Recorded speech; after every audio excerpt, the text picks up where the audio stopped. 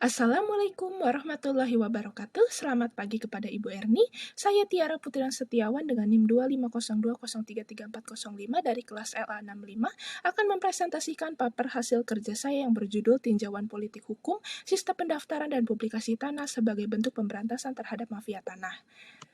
Yang pertama, latar belakang, pertumbuhan investasi dan ekonomi dapat terhambat dengan keberadaan mafia tanah. Hal ini dikarenakan kejahatan tersebut merupakan kasus pertanahan berdimensi luas sehingga mengakibatkan sengketa, konflik, dan perkara dengan objek tanah dan ruang yang bernilai ekonomis tinggi. Untuk itu diperlukan pencegahan yang dimulai dari tingkat administratif.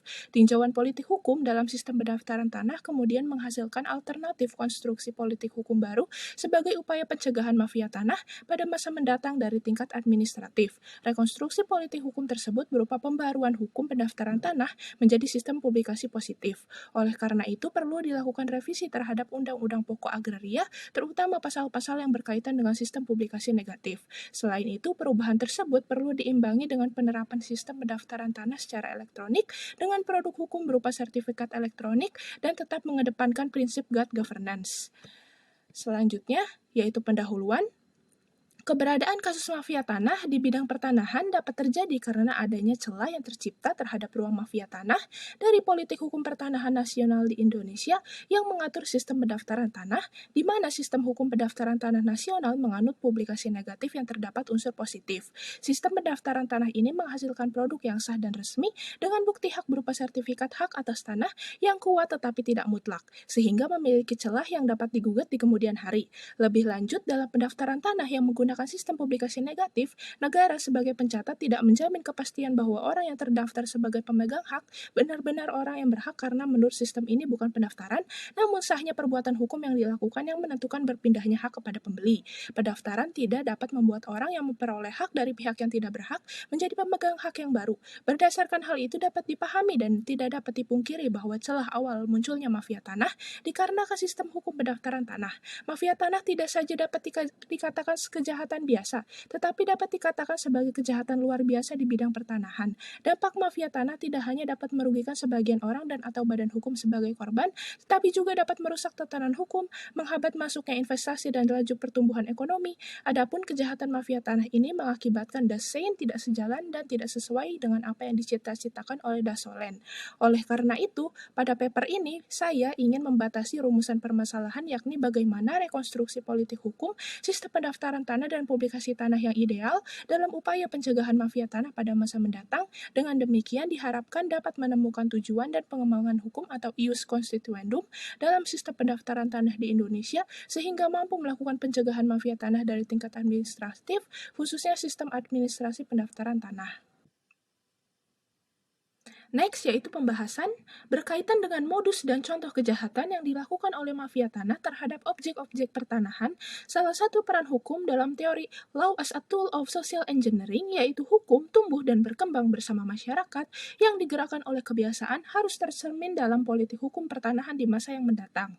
Politik hukum pertanahan Indonesia di dalam pengaturan sistem publikasi dalam proses pendaftaran tanah sebenarnya sudah baik. Namun demikian, sistem pendaftaran tanah tersebut tidak luput dari celah-celah kejahatan dalam bidang pertanahan, yakni mafia tanah.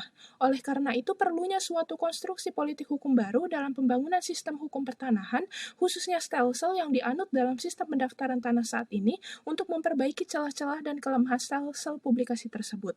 Kelemahan sistem publikasi negatif bertendensi positif bahwa yang menentukan sah atau tidaknya suatu hak dan peralihannya adalah sahnya perbuatan hukum yang dilakukan dan bukan pendaftarannya atau nemo plus iuris.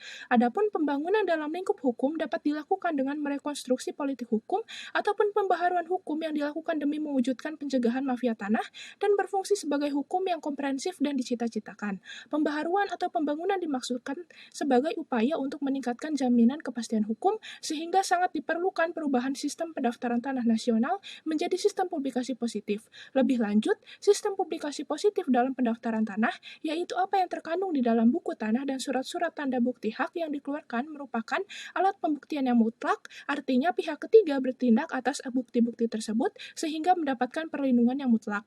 Dan jika berhasil dilakukan perubahan atau revisi terhadap peraturan perundang-undangan tentang publikasi negatif menjadi publikasi positif dan diberlakukan sistem publikasi positif di masa mendatang, diharapkan dapat menutup celah-celah kejahatan mafia tanah.